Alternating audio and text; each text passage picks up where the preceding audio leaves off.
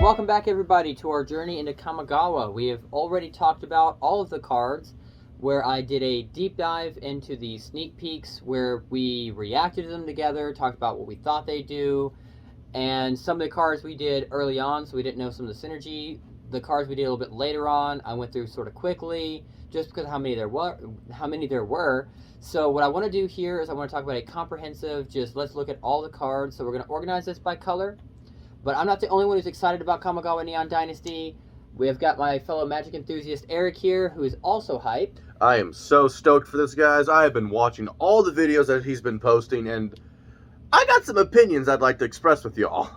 So as always, we're going to have the cards show up here, but we want to do something a little bit different. So instead of just talking about the cards that we've already talked about, even though I am coming at this with a little bit more hindsight, being able to look at all the cards together, I think what we want to do is I'll rate the effectiveness and have you help me out with that, and I'll give it like a rating system for probably out of 5 stars of what I think the rating for the effectiveness of the card should be. But a lot of times I get bogged down by the mechanics and just effectiveness of a card. Lame. So I've got my Eric here, fellow Magic enthusiast, coolness rating system. So he will be the one who rates how cool a card is. Yeah, I'm going to judge by the rule of cool here, guys. Chances are, if it's awesome, I'm just going to throw it at y'all and say you should probably have it in your deck, even if it completely ruins your deck. But it'll still be fun to talk about them. So we'll be able to combine those by having a rating system for how cool a card is. Then we'll also balance that out with the effectiveness, and then you can decide if it's worth it to run that in your deck or not. And then, of course, we can't not talk about the decks we want to I mean, absolutely. That's the fun of these types of conversations. So we'll make sure we mention what decks we're most excited about. I think I've broadcasted to all of you what deck I'll be running, but I know I've heard some talk about some decks that you're interested in, so we can maybe see what cards you're going to be running in your deck. And then maybe at the end of this we can find out what cards are good, even in our decks, versus what cards are good overall in all the decks. Yeah, I would agree with that. I also kind of like to mention the fact we might want to talk about some of the mechanics that are popping up that, frankly, I'm interested in, because this is my first new set, and I'm seeing a lot of things I've never really seen before. So we'll talk about all of that. So all right, I want to jump into it because we've got a lot to do. We're going to organize these videos by color, so you'll see a video for the white cards, then you'll see one for blue, red, all multicolored, and we're also going to give Saga their own video, just because of how many that there were. So all right, with the interest of time in mind, I suppose we can jump into our first card. Are you ready? Absolutely. We're going to be jumping into some white cards, and I got to tell you guys, these are going to be delightful. Oh, dear Lord. All right. They have begun. So first we're going to talk about Ancestral Katana. So this was a 2-mana artifact equipment. It had a 3-mana equip cost, and the effect was that whenever a samurai or warrior you control attacks alone, you may pay 1 mana, and when you do, you can attach this to that card. And the equip card gets +2/+1. So this card was one of the first ones that we looked at. Just talking about what you're getting out of the card, I know that this was... I'll be honest, I don't recall what my opinion of it at the time was. I'm not really a fan of equip cards. I don't know how you feel about artifact equipments. I mean, I like artifact equipments in theory, but the fact you got to pay all that extra mana just to equip it to something kind of makes it feel like at best it's a late game card that you can just put out in one turn instead of having to do it over a period of time. Yeah, with you only being able to do it as sorcery, the idea behind these equips usually are that you will you have the ability to move this to another creature, and so that's why they have the separate mana cost to it, because it has more utility in the sense that, oh, well, I have this one creature, but I played this other creature out, and this is way cooler, or they stop this creature from being able to attack, and instead of it being an enchantment where it's stuck to that one creature, you can just move this buff over to another card. So I know that there are equipments out there that are good, but yeah, for the most part, that high mana cost ends up still not being worth it, because you're really hoping that your opponent is slowing your deck down, slowing down the monster that you've given this to. So I think that equipments usually don't have much effectiveness, but I will say this Samurai Warrior effect does at least combo well with your Samurai Warrior deck. You are going to be attacking alone with something. So it pretty much reduces its cost down to 1 mana for equip, which is good. It's a 2-mana card to get down, and then if a samurai warrior you control attacks alone, you can keep equipping the katana, the ancestral katana, to whichever samurai warrior is attacking by itself. That is the thing that I'm seeing that's kind of cool with this too, because that's what you're going to be wanting to do with your samurai deck anyway. Just have one samurai attack alone, and you basically just kind of get to relay raise this katana to people, which I just kind of think in my head's funny, because you just see this katana zipping around to each lone samurai as they attack kind of deal, that just sounds kind of cool to me. Yeah, I think that this card probably is a little bit better than when I first looked at it, just because of that ability of reducing its mana cost to 1, and it's giving +2/+1 worth of stats. So I think that probably makes this card a bit better. In terms of how I would think about this as effective, I'd say it's effective for what it's going for. I still think it's an equipment, so it's not going to be one of the higher cards, but I definitely think that I would give this probably 3 out of 5 stars. I mean, just for the fact that it's basically Mjolnir forged into a katana, I want to give it like a coolness of a 4 out of 5, but it still is an artifact equipment, so I probably... Well, so if we're talking about how just cool the card is, I also would mention it at least is very thematic. Exactly. Like I said, it's Mjolnir but a katana, and like you can't get more awesome than that. Like that lone samurai is attacking an army, and all of a sudden that sword just appears in his hand as he's about to attack and just starts cutting down enemies. And I love really the idea cool. of an ancestral katana that's like being passed down to each samurai warrior who's attacking alone. It definitely gives me some like Samurai Jack vibes, honestly. So yeah, definitely seems cool to me. Mm-hmm. So what are you thinking on this card? Well, I think if I do a white samurai deck, like either a white red or just a mono white, I'm including this in there. It's not like something I'm going to be banking on. So, about like a 3, I guess, about the same as you. Same as me on the coolness. So we're doing a 3-star for effectiveness and a 3-star rating for its coolness. So that's just a middle-of-the-road kind of card, and I think that this card, sees play. Whether or not you run this in a Samurai Warrior deck is just based on... I think you run one of them in all the Samurai Warrior card decks, but I don't know if you run more than that. It is an artifact, too, which I should point out does combo well with a lot of the Samurai Warrior decks that you'll be running. For the most part, having artifact on the board is helpful in those decks. Yeah, I've noticed that too. There's a lot of cards that if you also control an artifact and an enchantment, you get like a bonus effect that procs when you do it. So at least this counts for that artifact. Right, and I know that I'll be running, in terms of if I would run this in my deck, I'm running a Samurai Spirit modification deck. I've made that very clear to everybody. Does this have a place in that? It is a modification, so it could fit in that deck. I think I definitely give it a try and see if it slows it down too much. It doesn't give me additional card draw. It doesn't give out trample or vigilance or any of that such. But you wombo combo that with like the Kodama of the West Tree that gives all modified creatures trample, and that's a guaranteed trample creature you have.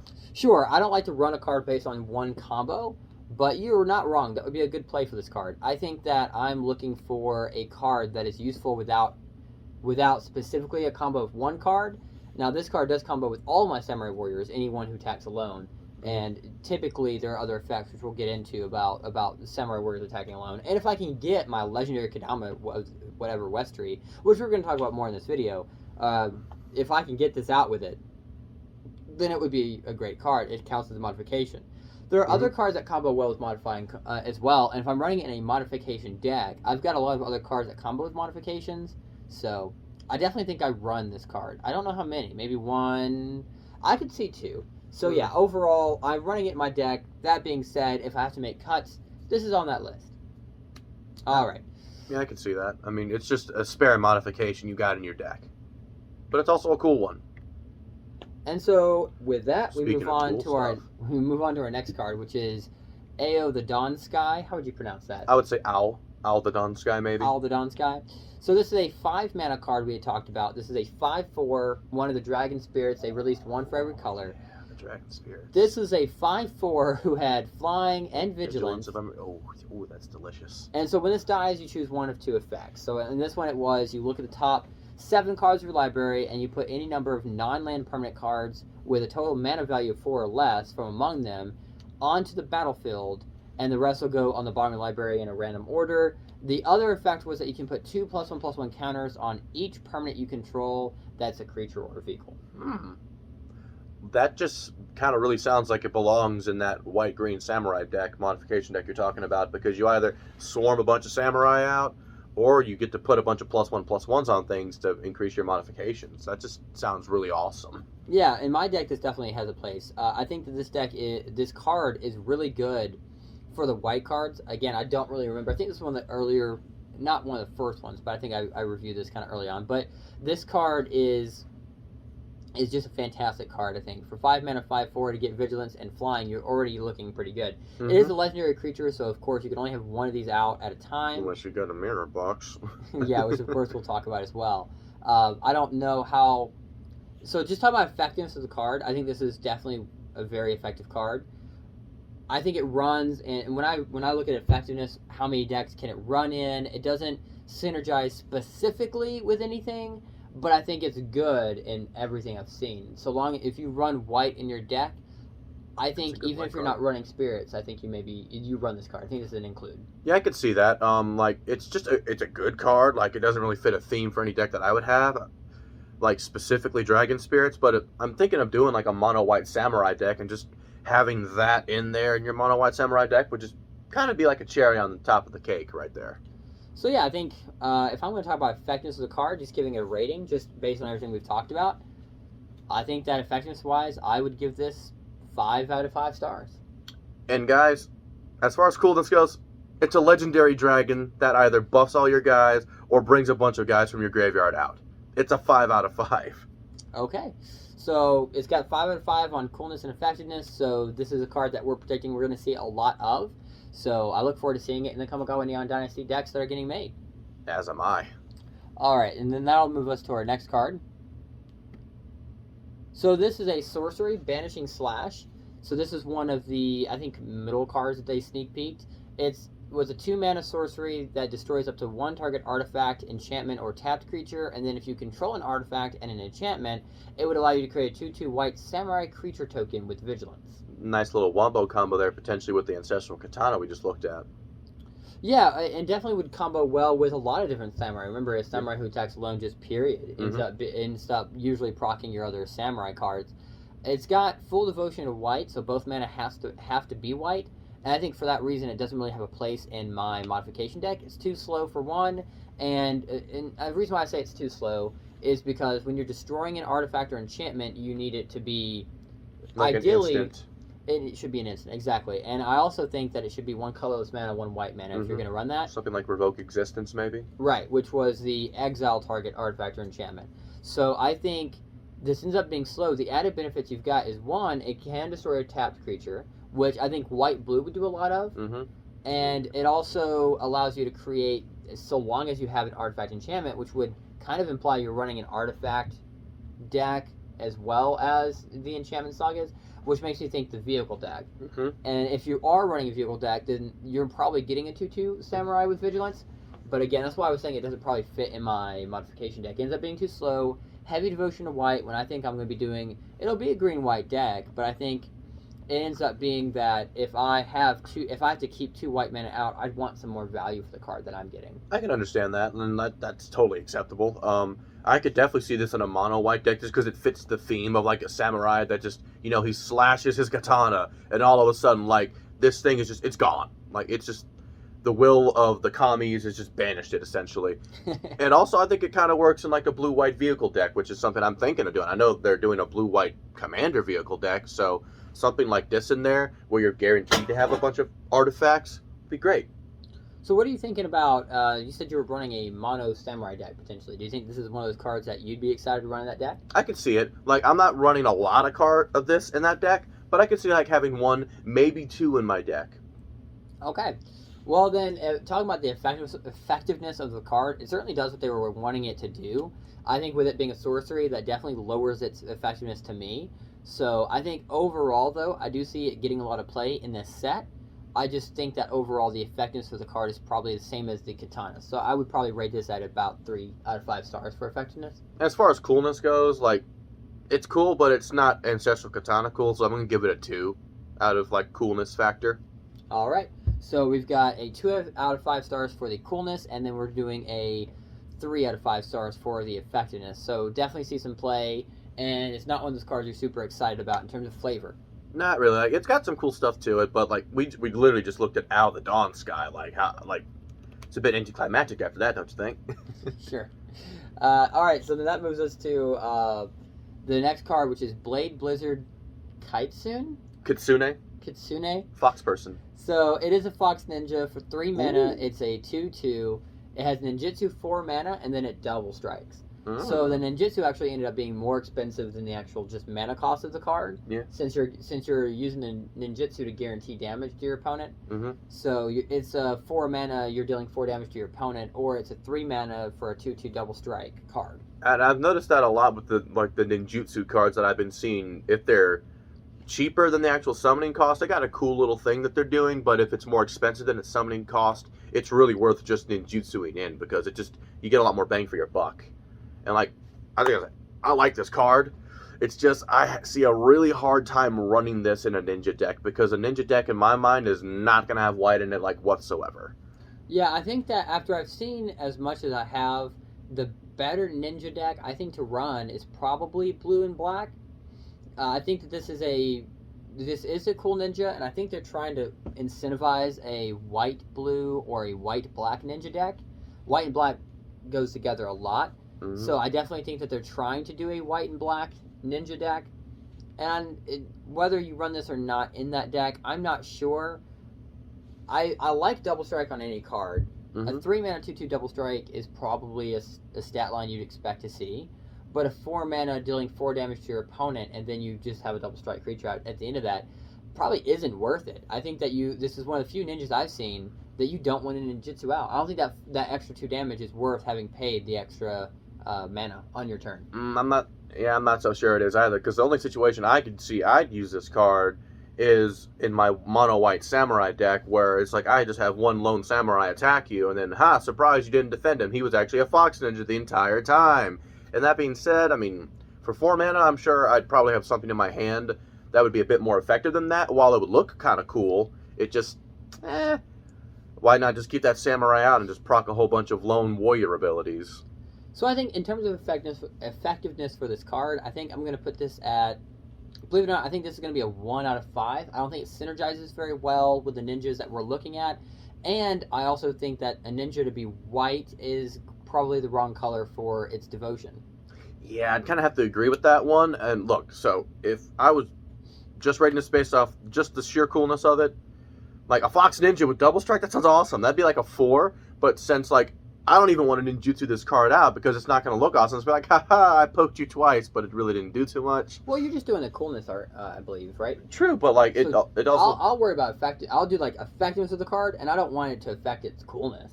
Well, it kind of does for me, because it's not going to be as cool for me if it just feels like I kind of just did a little bit of damage and tickled you instead of keeping my awesome samurai out. Well, all right. Kind of takes it down to a 3 for me. All right. 3 out of 5 stars for coolness, and that moves us to our next card. And we talk about Born to Drive, which was a 3 mana white enchantment spell that enchants an artifact or creature.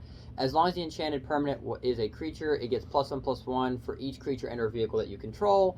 If you don't want to use it for that effect, you can channel it for 3 mana, discard the card, and you create 2 1/1 colorless pilot creature tokens. And all the pilots are the same in the sense that they pilot something as if they had 2 more power than they actually do.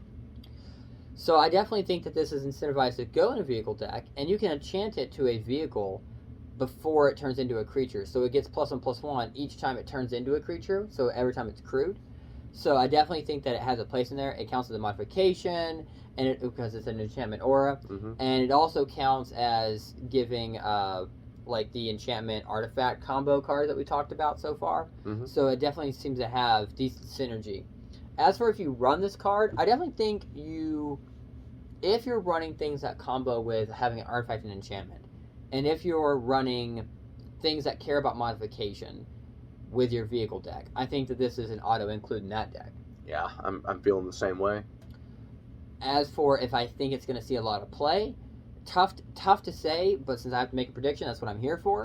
I'm going to say, if you see it, you might see it on the fringe. I think that this is one of those ones where some decks will run it and others just don't. I think this is an easy... I think if you play it, you're getting more value out of the channel than you are out of its other effect. Yeah, I'm kind of feeling that way too, because I could see this in my blue-white vehicle deck that I'm making in my head, and if I just don't have the pilot creatures I need, I can go ahead and channel this and just get 2 out.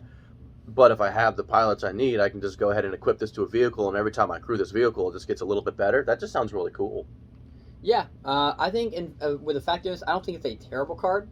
I think that it, being in white, makes a lot of sense because you've got the white-red vehicle deck. I think you're right, they're trying to go for a white-blue vehicle deck. And I think now that I've seen all the cards, I could even see a white vehicle deck, but I don't think it's going to be all that powerful. I think that this card, in terms of its effectiveness, is probably, for me, a 2 out of 5 stars.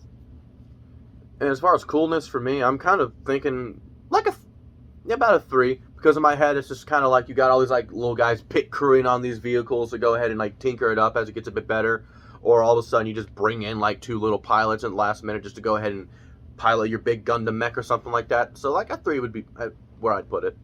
All right, and that moves us to our next card, Brilliant Restoration.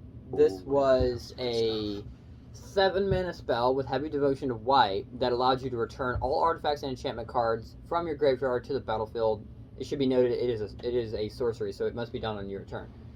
But in terms of how awesome this card is, I was really excited about it when I reviewed it, and I think after having seen all the cards, that excitement for me hasn't gone away. It's a really good card. I think it's expensive, but it makes a lot of sense. It's meant to be played later in the game.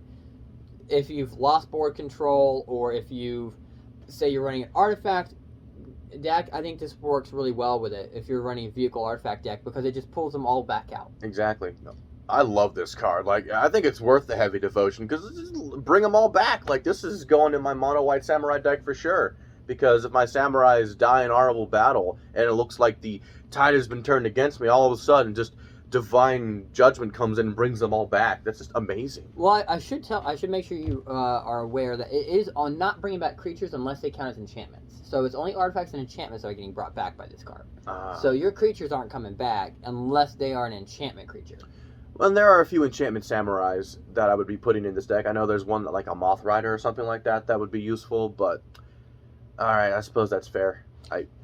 But I do think that this goes in, I could see this being in run in any vehicle deck that runs white, even with that heavy devotion. I do think that this has a place in those decks. Might even actually have a place in your green-white deck, because there's a lot of enchantment creatures that I've noticed that would There's probably a lot be of in that enchantments and enchantment creatures. You're not wrong that it might be worth it considering in my deck, but I've got to be honest, with that heavy devotion to white, fair enough. And with the fact that it's not pulling back, again, the only creatures it's pulling back is if they're enchantments, I think its value would be that I'm guaranteeing my sagas are coming back, and I don't know if that's worth 7 mana.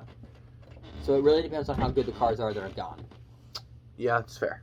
But yeah, if I've got a lot of enchantment creatures in there, and I'll be honest, I've looked at the cards and I've gotten really excited about them, and I don't remember how many of the cards that are being run are enchantment creatures. So if you're right about that, yeah, this definitely goes in that deck, and I'll find a way to make that devotion work. But you usually do. Yeah, but if it ends up not being it, because it's very slow with it being a sorcery, and it has to be late game. It has such heavy devotion to white. You know, most decks, if you're by turn 7 have to reestablish board, I think it's better for a vehicle deck where you've already got creatures, you've already got board control, but you don't want to attack with your creatures. You want to pull back a bunch of vehicles, and you can immediately crew them because they're not affected by summoning sickness. So I think that's where this card is meant to go into. But if I can run this in a deck where I'm pulling back a bunch of enchantment creatures and my saga enchantments, absolutely, that would be a fun. I could see that being a really fun thing to do. In terms of how effective this card is, it does have to be late game. It is very slow. It's an amazing card, but for effectiveness, I do have to bring it down to a 4 out of 5 stars. As far as my coolness goes, if I can't bring all my samurais back, it's still awesome, but if it's just limited to enchantment creatures, I got to give it like a coolness of like 3. It would have been a 4. Well, that's fair. I will say, since you're on the stars for the coolness, and I don't get excited about coolness a whole lot, I will say, out of all the cards I've seen, just my personal take, I think this has been one of the coolest cards I've seen. And I only say that because this is definitely meant to be from the dragon spirit they released. Again, how was it? Owl. Definitely is Owl coming in and restoring everything. And this, as far as we've seen of white cards, and all the white cards I know, this is just one of those cards that just thematically is such a beautiful card. The artwork is so beautiful on it. So I definitely think that in my personal take on it, this is just such a good card that I want to run it in every deck. effectiveness or not, I do think it has amazing artwork. No, it's pretty. And they did a good job with the theme of the card, so I at least want to say that. Now, don't get excited very much about how cool a card is. This was one of the ones that I still remember that I reviewed from when all the videos I've been going through, so exciting about that. That's fair. I remember when I first saw it, like, my eyes popped out of my head, but now that I actually, know it's enchantment creatures, like, still good, though. Yeah. All right, let's go ahead and talk about the next card. All right, so the next one was Cloudstill Kieran. This is one of the latest cards that I've talked about. I think that this was a 3-mana artifact creature. It's one of those creatures that can be used as an equipment. Mm-hmm. And so it's a 3/2 with flying, with reconfigure 5. That's what allows it to turn into an artifact equipment. Once it's attached to a creature, it's no longer considered a creature on its own. And the equipped creature would have flying, but it also has the ability that you cannot lose the game and your opponents cannot win the game. So this ended up being a pretty epic card. Come again? Yeah, wow. It's a pretty epic card to talk about. It's certainly got a coolness factor just because of the effect. I mean, yeah. Anytime you see an effect that says straight up you can't lose and your opponents can't win, I mean, that's cool. I mean, come on. So I think in terms of how effective it is and where I see it being run, I definitely think this is one of those cards that you want to run. I think in your side deck, this is one of those ones where if you're playing against a player who is got alternative win conditions, who's maybe milling out your deck or something of that nature, I think this is one of those cards that you put in a couple copies in your deck just that way you have a counter, and then you can have a chance of actually playing out your strategy and potentially winning the game since they're focused on this alternative strategy. Mm-hmm. I don't know for sure if this has I don't know how effective this is other than that. So just talking about what I think, I don't know if it runs in any real decks. What do you think? I mean, it might not be super effective and it might just be sideboard material, but I want to run this in my white deck or my white-red samurai deck. Either way, I think it goes in there because I can equip it to one of my samurais, and I can just have a furious charge where I just, like, tap everything to hit you, and you just can't kill me the next turn, even if you would have lethal on me, just so I can go ahead and get a big old round in. Like, I think there's a card that makes a bunch of, like, red-white samurais that have, like, vigilance, haste, and menace, something like that later down the line. Like, I'd have him put on first, and then I'd play that, and then just swarm the board, kind of a deal. And also, it's a mechanical Kieran. That's super cool. I love Kierans, and it's a mecha Kieran. Yeah, but if I'm just talking about effectiveness of the card, whereas I can see a situation where you're being attacked, I think that what odds are happens is your opponent doesn't attack you if they see this on the board. I think that they get you down to 0, and then they stop there, and then their entire strategy is just to stop you from attacking them until they can destroy your artifact, and then you die. Just lose. You lose immediately. So hopefully that's not how this works out, but I do think this ends up stalling out any other deck. I think because of that, I'm going to have this effectiveness at I'm going to put it at a 2 out of 5 because it definitely is a good response to alternative win conditions, but I think that's the intent of this card. So that's where I'm going to put it for effectiveness. How do you feel about how cool it is? So, totally setting aside all personal biases here, coolness is 5 out of 5. It's a Mecha Kieran that can put a hitch in a Lotus Field combo. Does it get along? So I love it. Yeah, it definitely works against a lot. Yeah, that was the one where you cast 2 spells.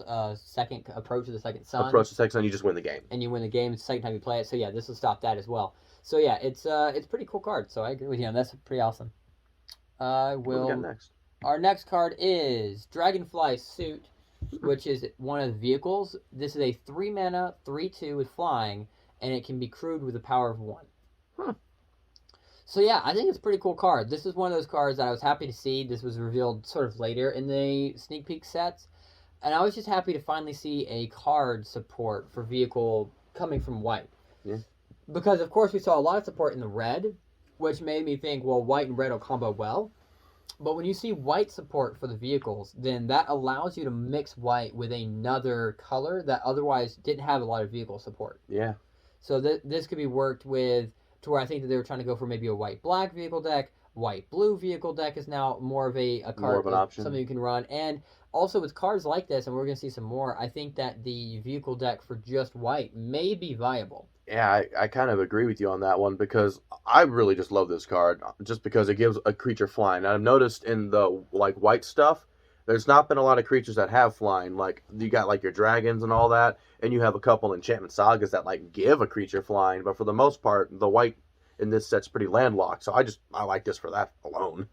Right. Yeah, I think that in terms of how effective this is, I definitely think this gets run in any vehicle deck where you're running white in it, because it essentially upgrades your power of 1 creature to a power of 3 with flying. And again, if this gets destroyed, well, the one that was crewing it doesn't die. So I think that this ends up being a pretty good card. So effectiveness-wise, whereas it may not have a super beautiful effect, I think it's a very effective card. So I would definitely put this at a 4 out of 5 star rating for effectiveness. And I'd put it at a 4 out of 5 for coolness, because Dragonfly Samurai, obviously. All right, and then we'll move on to our next card, which is, I'm going to pronounce it my way, and then I'll say how you do it. I did, I think it was Yaiganjo Exemplar. Iganjo Exemplar, I guess, so pretty close. Okay, and yeah, 2 mana, 2/1. It's an enchantment creature, human samurai, that whenever a samurai or warrior you control attacks alone, it gets +1/+1 until the end of the turn. Ooh, that's tasty. Yep, this combos well with the spirit we saw, Brilliant Restoration, where this would pull out the enchantment creature. So at least this is one of those samurais that would combo well with your samurai deck that you were excited about. And it would.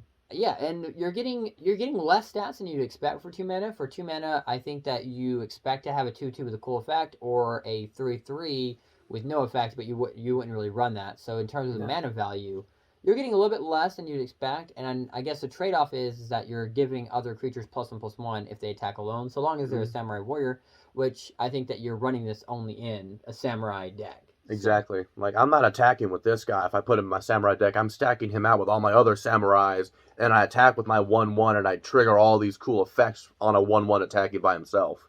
Yeah. I think it would be way cooler if it gave a modification to another samurai. This is a +1/+1, and it's only until the end of the turn. So it won't count for modification. Yeah, that's not too cool, but like still a little +1/+1 isn't bad. Right, I agree with you. I think what I'm going to say for effectiveness is I think it does synergize well with samurai. It being an enchantment creature synergizes well with some other cards we've seen so far. So I'm going to bump it up a little bit. So I'll put it, whereas normally this card would be a very low rating card, I think I might bump it to, and I feel like I'm being generous here, but I'm going to say 3 out of 5 stars. Especially like with it being pulled back by Brilliant Restoration, might have helped a little bit for you. For me, I mean, it's cool, but like it's nowhere near as awesome as a lot of these other samurais that I've seen with their when a samurai attacks alone ability trigger. So I'm gonna probably put this at a 2. Probably would be in my deck, but I'm not banking on him. All right, and our next card is Farewell. It was a 6 mana sorcery that I reviewed. It does 1 or more of the following effects: exile all artifacts, creatures, enchantments, graveyards. Yeah. So we've seen cards that are similar to the choose 1 or more effect. I think that for its mana value 6, it's about what you'd expect for the ones that do this. Yeah. And I think that it allowing you to exile artifacts, creatures, enchantments, graveyards, I mean, that it makes this a pretty good card. It's later in the game where you're playing this, but I think it still ends up being a very good card.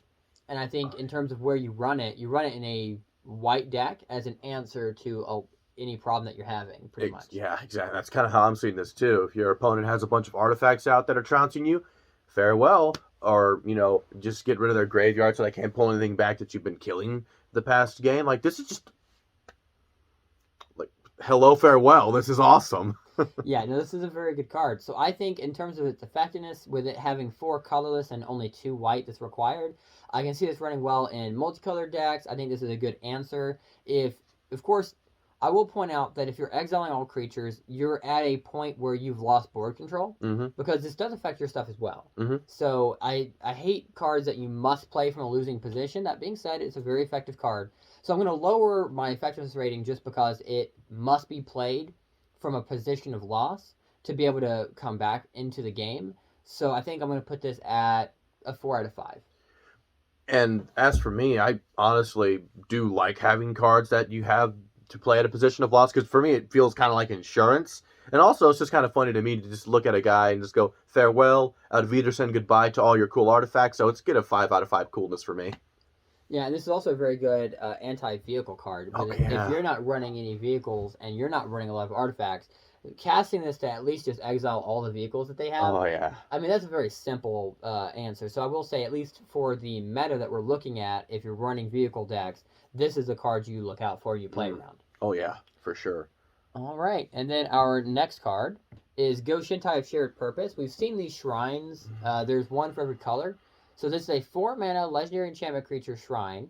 It's a 1/3 with vigilance, and at the beginning of your end step, you may pay a colorless mana. If you do, then you create a 1/1 colorless spirit creature token for each shrine that you control. So yeah, I think that the shrines are a little lackluster. I have done some thinking about what kind of deck I would see this in. I wanted to sort of prepare a little bit for this video. I think the intent is either one of two things. One, and I've been talking about this in all my videos, I think that you run a shrine deck and you run these shrines with it. But now that I've done some thinking, and with them being legendary creatures, and I think they're all enchantment creatures as well, I think that they're meant to combo as your enchantment, artifact, legendary deck. So you run a bunch of these at the same time, and you're allowed to have more than one legendary creature out at a time. Yeah, with Mirror Box. And so I think that this is supposed to combo with that. I could see that. I could also see this in a green-white deck, because I know there's green-white cards that, like, reduce the cost of enchantment creatures, or buff your enchantment creatures, or let you bring them back out, on top of the fact that this makes spirit tokens. Like, the green-white that I've been seeing, there's been a lot of, like, spirit token generation, so, like, it might be useful in there, but, like, I'm not going to be breaking my back to put it in a green-white deck. Yeah, I definitely don't think it'll go in my green-white deck for sure. I think that this is a card that is very situational, and even if those decks do end up seeing some play, I think that the effectiveness of this card requires way too much play around, and for a legendary creature, it just doesn't have the umph you would expect. So I think I'm going to put this at a 1 out of 5 stars and see if I'm wrong. As far as coolness goes, like, honestly, I'm kind of there with him as the 1 out of 5. I don't really like the shrines much myself. I hope I'm proven wrong too, but they just look a little lackluster to me as well. All right, and we'll look at our next card. The Golden Tail Disciple, a 3-mana 2/3 enchantment creature fox monk with lifelink. That's cute. Yeah, I think that is a cute card. It's a 3-mana 2/3 with lifelink though, so I definitely think it's slow. It doesn't synergize well with a lot of cards. So just right off the bat, 1 out of 5 stars in effectiveness for me. And like coolness, it's 2 out of 5. It's a fox monk with lifelink, but like it's just, I've seen cooler stuff so far. All right. Heck, I think that Fox Ninja is cooler than this, and that's not even all that good. All right, the next card we're going to talk about is our hotshot mechanic. This is a pilot that is, instead of a token, a 1 white mana. It's an artifact creature that's 2/1, and it can pilot vehicles as though it had a power that were 2 greater. So I think that now that I've seen, and this is one of the ones that we looked at early on, the tokens are coming for free with other cards at this point. So this one being a power 2 instead of a power 1 like those tokens, I don't think this ends up being worth the 1 mana you're paying for it, and it's definitely not worth the card slot. I saw its use at the time when I was first reviewing it, but now that I've seen how free pilots can be, and now that I've sort of decided that samurai are piloting a lot of vehicles, and goblins are piloting a lot of vehicles, and moonfolk are piloting vehicles, I just feel like this is way too slow of a card. And so now I'm going to put its effectiveness at, in my mind, this is 1 out of 5. And as far as coolness goes, I'm not really feeling it. It's a little weak sauce, guys. It's basically just a guy who can pilot bigger mechs when you already have a bunch of other pilots who could be swarming into your mechs. So I'll give it a 2 out of 5. I could still see the coolness, but Fair enough. And then we'll talk about Imperial Oath, a 6-mana card that is a sorcery that creates 3 2/2 white samurai creature tokens that have vigilance, and they scry 3, or you scry 3. Wow. Yeah, I think that this is you're getting, essentially, for 6 mana, you're getting 6/6 worth of stats. They're all with vigilance, and you also get the addition of scrying, which in a white deck is something you don't get to do a lot. Yeah, it's necessary almost, because white, I've noticed there's not a lot of card draw or scry. So there's been a lot of, like, when I play a white deck, there's a lot of, like, top decking for me. So this is just like, this goes in my mono white samurai deck because it gives me a little bit of board control maybe, and it also lets me set up a turn or two in advance. So, like, this is going in there for me. Yeah, I think this goes in a blue-white deck. I think this goes in a white deck. maybe even a red-white. Well, no, I'm sorry. This goes in a red, white, and a white. I don't know if this fits in a blue, white. That's what I was trying to say. Because the blue one is already scrying a ton. I think for 6 mana, that makes this a little bit less of a card you really need to run. And if this isn't speeding up your deck, for 6 mana, it is slowing your deck down. Yeah, that's fair. Especially with blue having a lot of stuff like scry already in it. I could definitely see that. Yeah, scry and card draw. So for that reason, I'm going to say it doesn't synergize well with one of the decks that I think they're trying to get you to run. So I'm going to put this down a little bit, and I'm going to say this is a 3 out of 5 star card. I'm going to say this is a 4 out of 5 on coolness just because I'm very biased towards White Samurai, so this is just giving me an edge, so I like it. Fair enough. The Imperial Recovery Unit. It is a 3 mana, 3/4 vehicle that is a crew 2 requirement, and whenever it attacks, you return target creature or vehicle card that has a mana value of 2 or less from your graveyard back to your hand. One of the other cards that we've seen for support of the white vehicle, so that way you can run it in a different deck. I think this combos very well with the goblins, though, and makes me feel like this is just a really good card to run in your red-white vehicle deck. Yeah, I could see that for sure. I could see that being in a red-white like samurai vehicle deck. I could see this being in a mono-white samurai deck right with my dragonfly suit. I got one who's flying in, hitting you for free, and whenever this one attacks, I just bring one back out. Yeah, this is great. I'm a fan of this. Yeah, I think in terms of how effective it is, I think this almost exclusively goes in the white-red vehicle deck.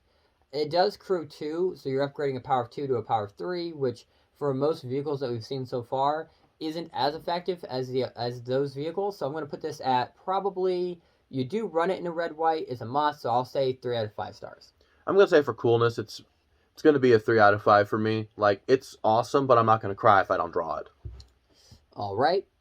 Next, we talk about the Imperial Subduer. It is a 3/2 human samurai. You're paying 3 mana for the card.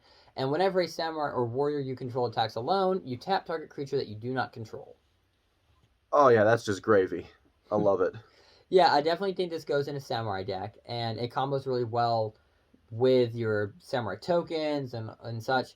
And I could even see this being run in my samurai modification deck. Even though it's not also modifying cards, I can see it maybe getting run in that deck. So just as a effectiveness rating for this card, I'm going to put this probably at, since I'm not as excited about it, but it is effective, I'll keep this at 3 out of 5 stars. I'm probably putting this at a 4 out of 5 stars because I want to do a mono white samurai deck, and this is a pretty cool effect. And I'm just thinking in my head, the edge case, that I tap a creature and then wombo in with like a banishing slash, and that just sounds really fun to me. So 4. All right. Next, we talk about the Intercessors Arrest. How would you say that? Yep, Intercessors Arrest. I'll allow it. For 3 mana, this is an enchantment aura that enchants a permanent, and the enchanted permanent would not be able to attack, block, or even crew vehicles, and its activated abilities could not be activated unless they were mana abilities. So yeah, I think this card ends up being, whereas it's a good counter to vehicle decks, I think aside from that, this is probably too slow. I'd much rather just run Arrest and call it a day. So I think effectiveness-wise, I'm going to put this at a 1 out of 5 stars. That's fair. I'm probably going to put it at like a coolness of 2 just because I like doing stuff with white. It's like, yeah, you can't do anything with that awesome card you just played. But like, it still isn't all that great. I could definitely vibe with that. Alright, our Invoke Justice card is a 5 mana, much like all the other invokes, 4 of which must be the color that the invoke belongs to, so in this case white. A sorcery that returns target permanent card from your graveyard to the battlefield, distributes 4+1/+1 counters among any number of creatures and or vehicle target player controls. Okay, yeah, I kind of need this in my red-white samurai deck. Like, that's got to happen. Yeah, and this is also really good for a modification deck, so I definitely know that this is a card that I want to try to run. With this heavy devotion of white, it is difficult to run, does slow it down a bit, and it also is a sorcery, understandably so, because that would be a powerful instant. I think that I'm going to put its power, like, effectiveness, probably at about, as much as I want it at that 4, I think at the end of the day, this is a 3 out of 5. Again, that devotion is a heavy cost. Yeah, the awesomeness for me is going to be a 4. Like, it's good, but, like, that heavy devotion is just like, I'm going to be sitting here freaking out the entire time. Like, I'm not going to have the devotion to play this, but when I do, it's going to be amazing. It's going to go ahead and bring back that legendary white-red samurai that gives me 2 combats. That's amazing. All right, let's talk about our next card. Our next one is Kaitsune Ace. How would you say it again? Kitsune. Kitsune Ace. 2 mana, 2/2 Fox Pilot. That whenever a vehicle you control attacks, you choose one of the effects. Either the vehicle would gain first strike until the end of the turn, or you untap this card. That's nice. Yeah, so it is almost as if it is crewing something for free.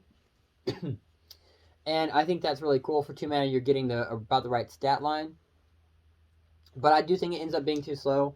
You untap it, it would be useful if you could pilot something else, but you can't because this effect only happens after a vehicle has declared itself as an attacker. You must declare all attackers at the same time. So this ends up being, I think, too slow. I think you're mostly giving vehicles first strike until the end of the turn.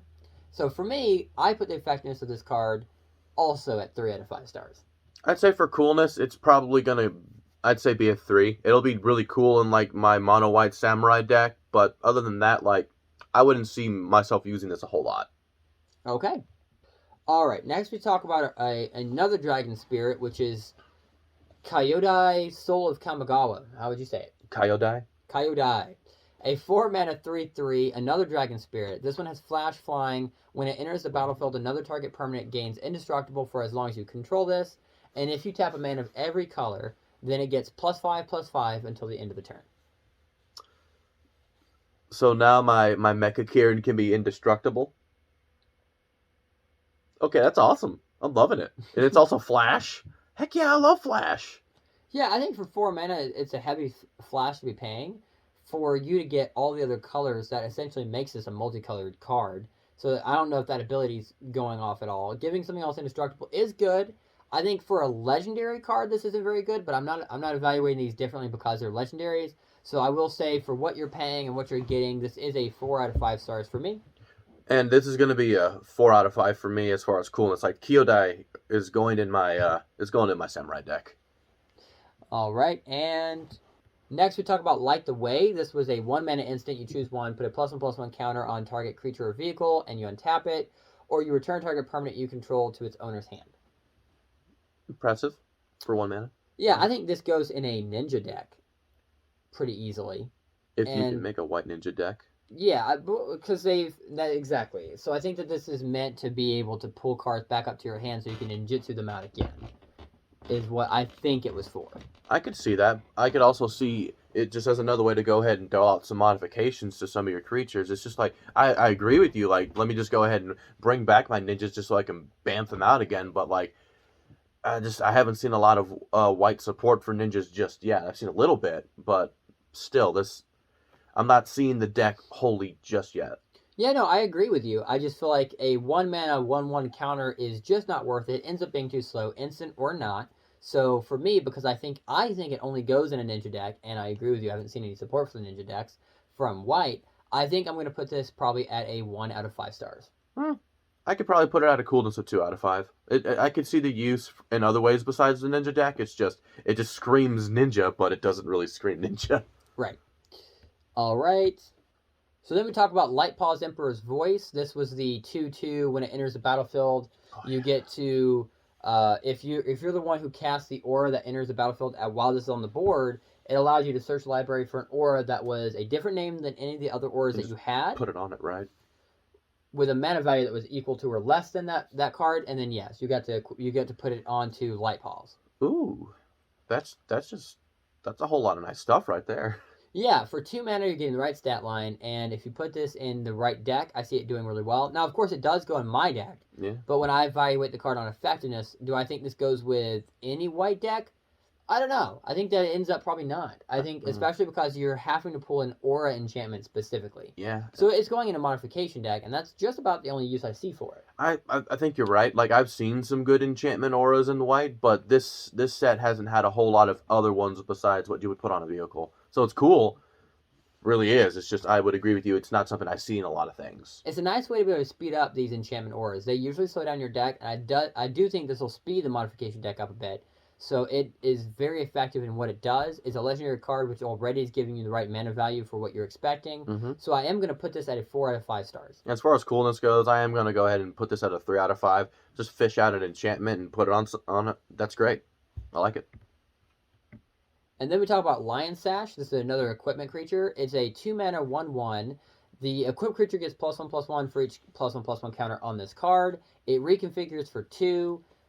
And if you pay 1 white mana and exile a card from the graveyard, if it was a permanent card, then you get +1/+1 counter on Lion Sash. Does it have to be your graveyard, or can it be your opponent's graveyard? It can be your opponent's. It says a graveyard. If you're playing a 4-player game, it can even be your partner's. Ooh. Yep. So yeah, it definitely is allowing you to do something effective. So I think in terms of how, I'm going to say effectiveness-wise, this is not a very strong card for what you're getting. So I'm going to say, aside from establishing a little bit of a nuisance where you're exiling cards from your opponent's graveyard, I don't think it has a huge use. And so I'm going to put this at a 1 out of 5 stars for effectiveness. I'd say for coolness, it's probably like a 3 out of 5 for me. I'm just going to start milling your graveyard into the exile pool and just buff my guy a little bit every turn. That's pretty neat.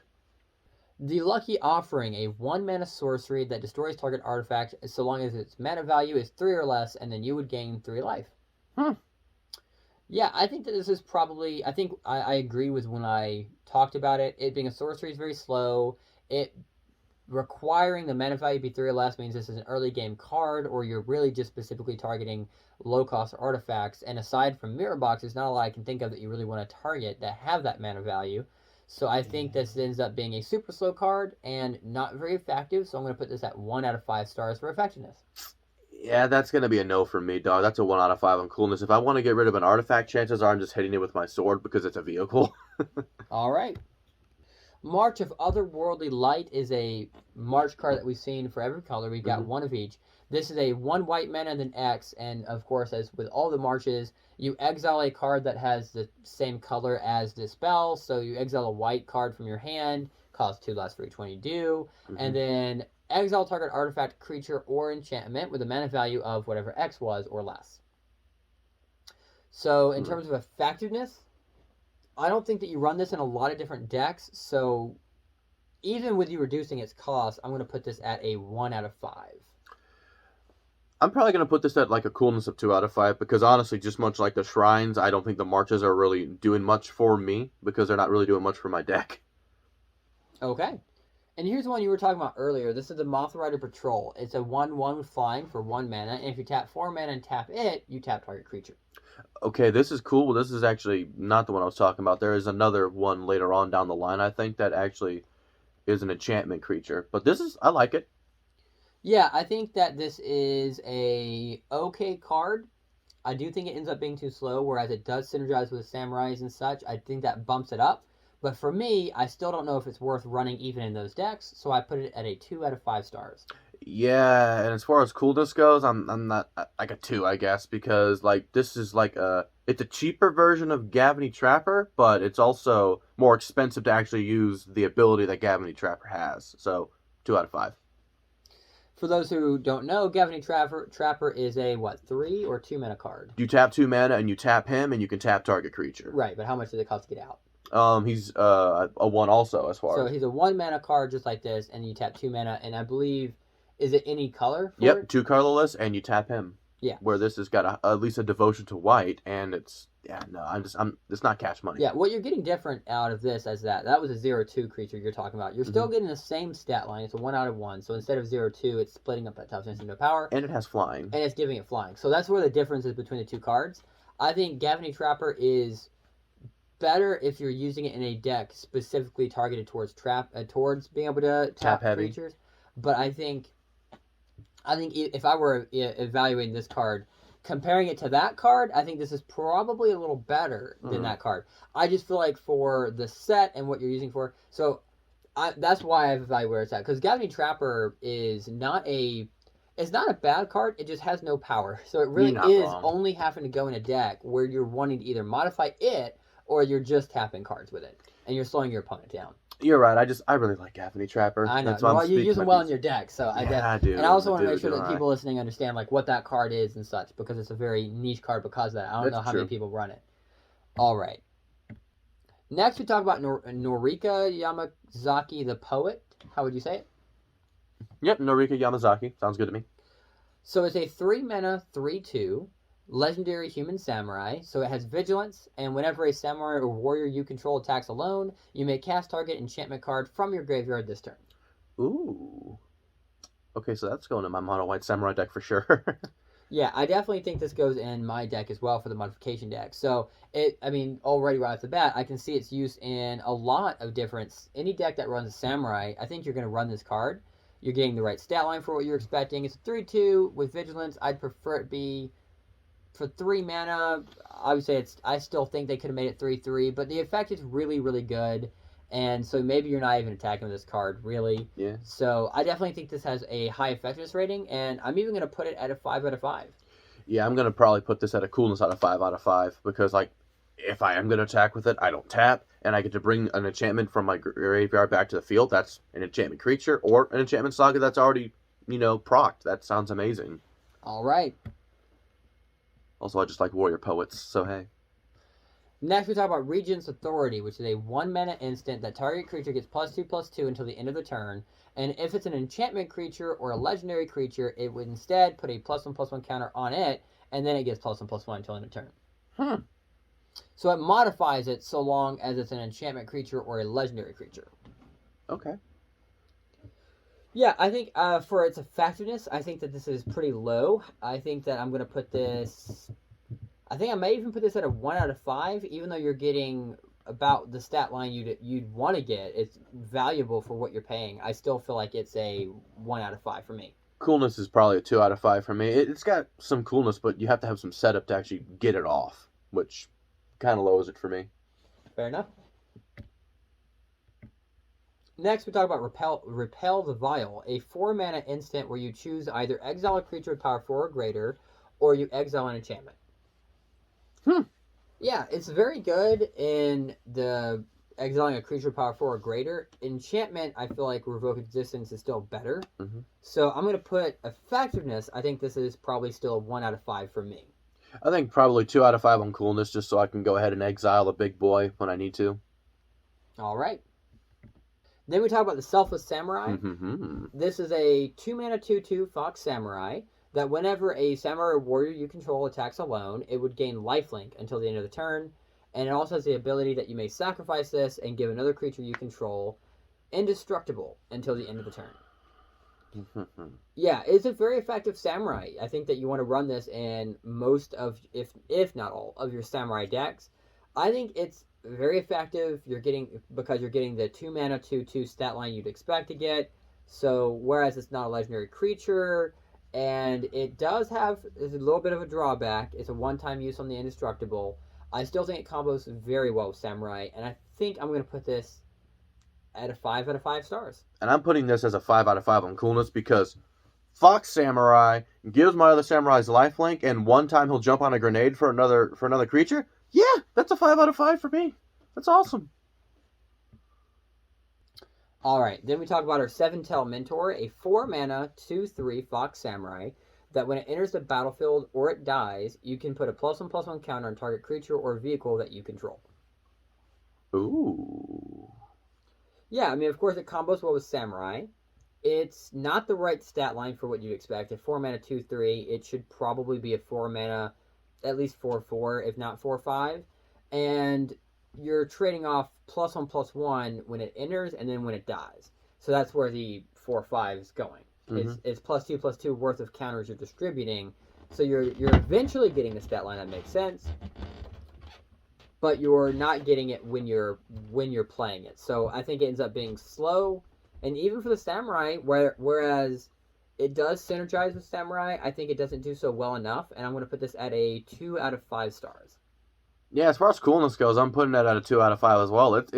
I like it. It's just, if you're going to do modifications, you either get them all at once or you just don't do them at all. So that's kind of where I'm at on it. Then we talk about the Sky Blessed Samurai, a 7-mana card, 4/4 enchantment creature human samurai. This is the one I was talking about because he's riding a moth. Oh. Yeah, it's a moth. Like it doesn't really say it until you get to the description. Okay. Yeah. It's also very adorable. I guess the artwork, it is riding a moth, and he costs one less to cast for each enchantment creature you control, or just enchantment you control, and it has flying. So I think that it combos well with samurai, combos well with enchantments. I think the odds of you getting it off with the enchantments you need, I think, are probably pretty low. Yeah, I'm gonna have to agree with you on that one. So as cool as this card is, and I know how excited you were because you were talking about this card being really good and you can pull it back with your restoration, I actually believe this is probably one of the less effective samurai we've seen so far. And I would probably put this, I'd still say it has, I think maybe 3 out of 5 is probably being generous, but I think 3 stars is where I'm going to put this. 4 out of 5 on coolness. I'm dying on this hill. It is a Moth Rider Samurai with a Naginata. That's amazing. I love it. All right, and we move on to Spirited Companion. This is one of the first cards that I actually looked at. It is a very adorable, a 2-mana 1/1 enchantment creature, and whenever it enters the battlefield, you draw a card. Yeah, it's so cute. The Shiba Inu in it. Oh yeah. So this. I'm sorry. I'm gushing. Go ahead. Talk about No, you're mechanics. fine. Yeah, no, absolutely. It's what we're here to do. It's you're not getting the right stat line, and it's only replacing itself. So just talking about pure effectiveness, this is a 1 out of 5 stars. It's not a good card. It's a 5 out of 5 on coolness. It's literally a Shiba Inu that guides spirits and lets you draw cards. I don't care. It might waste my turn, but I'm playing it because it's adorable. Enough said. Alright, and that moves us to the Sunblade Samurai, a 5-mana enchantment creature, human samurai. You're getting 4/4 with vigilance, or you're paying 2 mana and discarding this to channel it. And you search your library for a basic lands card, reveal it, put it into your hand, shuffle, and then gain 2 life. That was a mouthful. Yeah. So I think that for 5 mana, 4/4 vigilance, that's probably what you'd expect to get for the stat line. It does combo with other samurai, combos with things that talk about enchantments that are on the board. And it does let you channel for a land if you're not getting lands you need to play this. So it's tough to evaluate, but luckily I don't have to go back to doing that like I was doing with my little sneak peek previews. All I have to do is give it an effectiveness rating, and I think it is just barely above the samurai that only somewhat interact with other samurai. I do put this at 3 out of 5 stars. As far as coolness goes, I'm probably going to be putting this at a 4 out of 5 myself because it's vigilance. It can let you get a land if you need to, if you channel it. And also the artwork is really awesome. He's a samurai that's like summoned like flame blades going all over the place. It's dope. And then we talk about Touch the Spirit Realm, a 3-mana enchantment that when this enters the battlefield, you exile to 1 target artifact or creature until this leaves the battlefield, or you're paying 2 mana to channel it, so you discard this card and exile target artifact or creature, and you return to the battlefield under its owner's control at the beginning of the next end step. So there are 3-mana cards, like Oblivion Ring, that already exile things until it goes away. The difference with this card and those cards is this channel ability, where if you're going up against a modification deck, then you're able to remove those counters it has. Because those counters don't go with it. So once it leaves the battlefield, the counters are gone. If you're playing against a token deck, where there's a token copy of a card you really don't want on the board, you exile the token, and it's dead. Whenever a token leaves the battlefield, it's destroyed instead. So I can definitely see that this has more effectiveness than Oblivion Ring. And I used to run Oblivion Ring a lot back in the day. So I took it out because it ended up being too slow for a white deck. Yeah. And I think this probably is a bit slow, even with that additional channel ability. So in terms of effectiveness, I'm going to put this at 2 out of 5 stars. Honestly, guys, coolness factor, 1 out of 5. This just kind of bores me. It's a snooze city. All right. Wanderer's Intervention. This is a 2-mana instant that whenever it deals 4 damage to target attacking or blocking creature. Yeah, I'm not sure why there's a red card here hiding in the white card. I mean, I get it. It targets an attacking or blocking creature, but you're not guaranteeing that you're killing it. No. You're trying to kill a samurai attacking alone, but it still is declared an attacker, so yeah, I just feel like in terms of its effectiveness, I'd rather just destroy target attacking or blocking creature, and that's exactly what white cards are meant to do. Yeah. So dealing damage to it isn't normal for white, so I'm actually going to put this at a 1 out of 5. I'm probably going to put this at a 2 out of 5 for me. Like, this goes in my red-white samurai deck because it's still useful, but, like, I'm kind of with you on why is this red been bleached. Yeah, before you put this in your deck, you should let me show you some cards that just destroy target attacker and blocking creature for white, because that's what they have. So I'll show you those, and then you can tell me you still want this in your deck. Oh, I've seen plenty of them. It's just like, I don't know. I just want to put stuff in with the set because that's how I am. But fair enough. You can take me to school. All right, and then we're going to talk about the Planeswalker for white, which is the Wandering Emperor. This is one of the first ones we looked at. It was the first day that they did sneak peeks. It's a 4-mana legendary Planeswalker. It comes in with 3 loyalty on it already. It has flash, and as long as she enters the battlefield this turn, then you may activate the loyalty ability anytime you could cast an instant. Cool. So if you flash it on your opponent's turn, you can use a loyalty ability on their turn. That's pretty cool, especially considering Planeswalkers mainly can only really be used on your turn, right? Yeah, you can only use the loyalty ability on your turn unless they say otherwise. So the first one is the +1 loyalty, puts a +1/+1 counter on up to 1 target creature, and it would gain first strike until the end of the turn. Ooh. -1, create a 2/2 white samurai creature token with vigilance. -2, exile target tap creature, you gain 2 life. Yeah, this is not bad. I think that this is probably good in a modification deck as a Planeswalker. Yeah. As far as is it good in a samurai deck, I think maybe not. Well, I'm still going to mess around and find out. Like, I definitely agree it goes in, like, a modification deck because you can just pump them up. But I'm still putting this in my samurai deck because it seems like it'd be cool to have a Planeswalker that can just make a couple samurai and pump them up next turn. Yeah, I definitely think that this is probably meant to go in a samurai deck. I guess my issue is that putting a +1/+1 counter on 1 target creature isn't a great ability unless it's comboing with something, and it combos with modifications. So you put +1/+1 on something, well, that's a counter, and sure, it gets first strike until end of turn, so I definitely see you putting on a samurai and boom, I'm attacking with it by itself. But that's it. That's what happens. No, I agree. It's more effective in your modification deck, but I'm sitting here putting it in my samurai deck just because it will. I'm looking at the rest of the ability. I was just going to go down with it with you here. -1, create a 2/2 white samurai creature token with vigilance. Obviously, it's easy in your samurai deck. I mean, yeah. Right. And then -2, exile target tapped creature, you gain 2 life. I mean, that's, that doesn't combo with samurai. It's good, doesn't. But its massive ability, the big minus ability, should be a big badonkers thing. And this is not a big badonkers thing. Because it doesn't have one. -2 is as big as it gets, so...